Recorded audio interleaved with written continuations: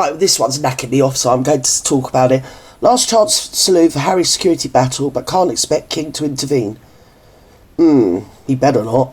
Well, if he does, he can intervene, the right way, rather than pull strings for his errant son. He's not even a prodigal son, is he? He's just an annoying bleeding aphid.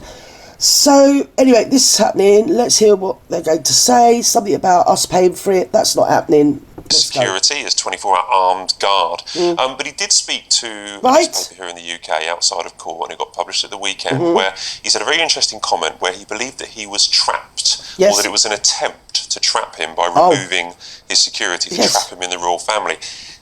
They were like the kitty catcher in Chitty Chitty Bang Bang, They had a big net, and they were running after the Marklet. Yeah, she was tearing around in her heels, Kensington Open Park, the park. Or was it Windsor? Windsor Great Park, Baldy Barry, and they were trying to catch them in great big butterfly nets. They were, darlings. Oh, it was a do. It was a real do. Pointed out this is a contradiction. Because during the court case, there was a statement read out where he said that he felt that he was being forced out of the royal family because they were taking away security, and it was an attempt to kick him out. Right. Are you worried about this contradiction, guys, that he can't seem to get his story straight? He's so delulu, isn't he? That's narcissistic thought patterns, though, isn't it? They never see things, they never call it right. If something's happening, they're always the victim, and the other person or the other people or the other situation, organisation or whatever is definitely, the accused, the perpetrator. So they wanted to go, nobody stopped them, but they definitely were doing it by sort of stealth.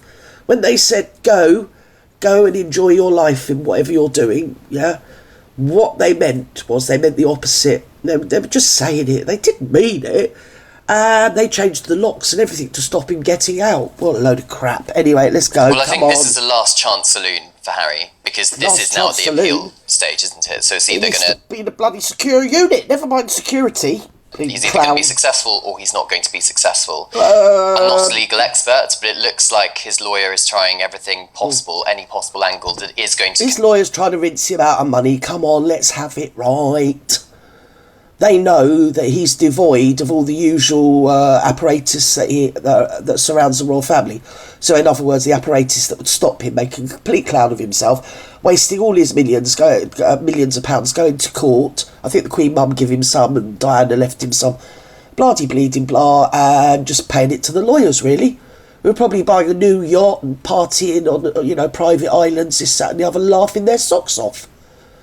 Because a fool and his money is always easily parted. As here. Voila. Convince the appeal judges to side with Prince Harry on this particular point. Terrible.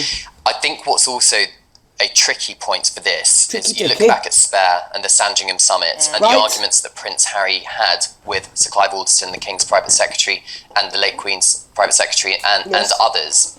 And the fact that the King's private secretary is on the Royal and VIP Executive Committee, RAVEC, which make the decision to downgrade his security with the Home Office, I think grates with Prince Harry, and he has spoken about that in the past, that there's some kind of bias within that committee, which is why his security was downgraded. Well, I don't think there was bias, because the fact that he worked on the King's team, I think it's working the opposite way. He's playing it from that direction. He's saying, well, the guy that was in charge of RAVEC that made the decision is friends with my dad and works for my dad, so therefore it's my dad, and they were doing this and they did it on purpose. Because what he was expecting, if you think of it from a narcissist point of view, the guy in charge of making the decision is my dad's mate, he works for my dad, so obviously I'm going to get it. And when it went the other way, that's narcissism, you see? That's the way they do. Project out, darling, project out. Yes, never look at oneself, just project. The fact that he thinks... In other words, throw your toys out the pram. The one person who could make a difference to and this the lawyers is are his the only father, winners. the King, who, with a nod, could sweep this issue away. Yes. And of course he can't, because he can't be seen to be interfering in the judicial system. And that is why Harry didn't meet up with him, even though they were That's why then people get married. They should always try and marry somebody they actually like. Because if you have children with people you don't like, there's a 50% chance that your child is going to be, like the person you're married to that you don't like. So just a handy little hint, from Gert. So it's best to marry somebody you're kind of friends with, rather than somebody you don't really like and can't stand and bores you wretched. Yes, because there's a good chance your children are going to do just the same. Or the next generation is going to be the same. They're going to look at one another and think, do you know what, I can't stand you. Because you inherit either person's personality, don't you? You do, or derivations of. There you go. Country for a number of hours at the same time as Harry arrived and before the King headed off to Italy. I like that talk. But it is at the crux of that dispute with the royal family. It's fascinating you bring that up because also Harry said this matters more than his cases against the media. He said this is the one that matters more than anything. Do you think his father should get involved? I think you've touched on it there. I mean, he is his father. No. He is his father, but he's the king. And this was a case being taken... Yeah, he's king of the country. He's not king of his father.